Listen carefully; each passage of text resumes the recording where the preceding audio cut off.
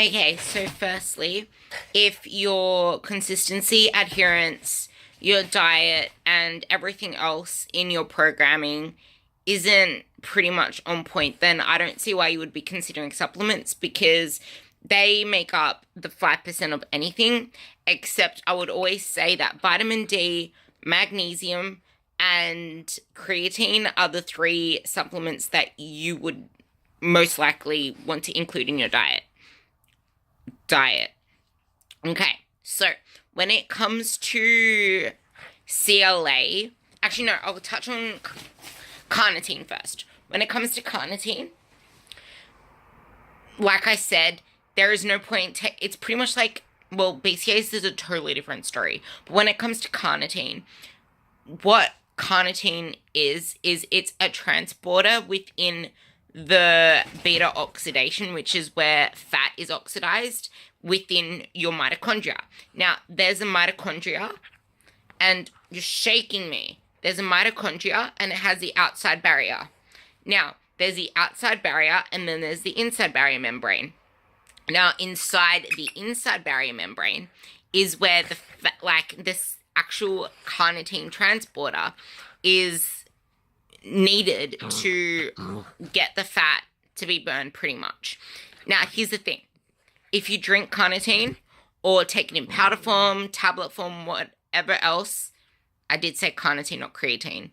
Carnitine, it's not even going to get into the mitochondria, let alone get inside the inner membrane. So it's pretty much just going in. It's just like drinking cordial.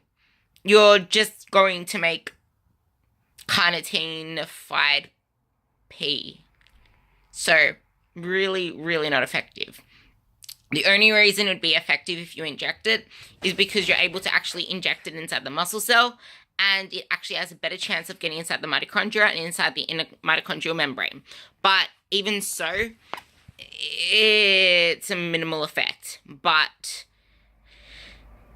it will make a difference if everything else is in check in your pyramid of importance of like adherence and all that stuff. But then again, why would you want to inject carnitine? Another thing that carnitine does do as a side effect is that you get very, very stinky if you overdo the carnitine. So I would say don't. Now I'm going to touch on to CLA. CLA, the studies that have actually touched on CLA were done on cows. Now, cows do benefit a little bit from the CLA, and it was with the cows that CLA was found to be effective at anything to do with fat loss.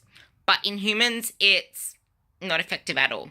Any studies regarding to carnitine orally taken or CLA orally taken in humans, there has been absolutely no benefit or no weight loss seen, no fat loss seen, no changes in body composition, nothing like that. So it's a total waste of money. So yeah, I would say save your money. Now I've touched on BCAAs many times before, and it's on my YouTube, but pretty much BCAAs, if you're getting adequate protein in your diet, I'd say you don't need them. The only time I actually put them into my clients' programming is if they are vegan. Because if you're vegan, if you're vegetarian, you want to make sure you're getting the full spectrum of amino acids, which you don't usually get from vegan proteins, unless you're following a really good diet that takes protein from all different sources. But even then, I'd say have maybe 5 grams to 10 grams of BCAAs a day. You definitely do not want to go over 10, 20, 30 grams of BCAAs because they have been found to block the tryptophan, which tryptophan's another amino acid, which actually benefits cognition and mood. So if you're blocking that from getting into the brain, you can get depressive symptoms.